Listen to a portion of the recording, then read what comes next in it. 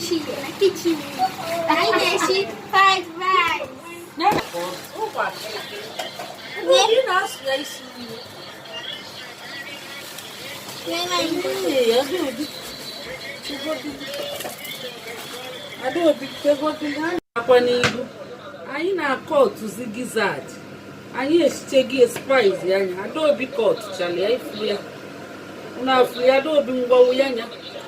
Ihe eji aka gị na-esi nri gị na-emi neat maka ije na-ego nri abịa ịmara ebe esi ma adọnyelie na dọtị especially ndị ego n'aka ndị Yoruba ifu ya nke bụ gizad ya kọt chagi karọt so ka anyị kwadobekwa ihe ọzọ kịta anyị na-eghe anụ anyị mechie nru ya afụkwa na-emesigo ngwa na-awọchikwa abịa kịta anyị esichego fried rice ya anụ nke a bụ rice na onwe anyị sichego sie akwụkwọ nri ya na anụ na gizad anyị ebuluzie wunye ebe a wunyezie na rice kpaghali anya ya bụ na orugo ngwa na ị na-anya ka unu fụ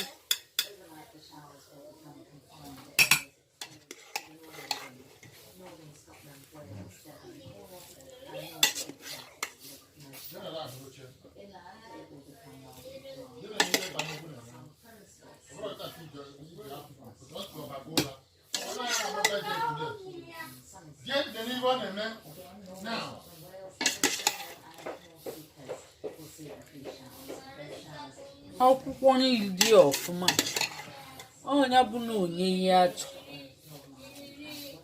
ilile akwụkwọ nri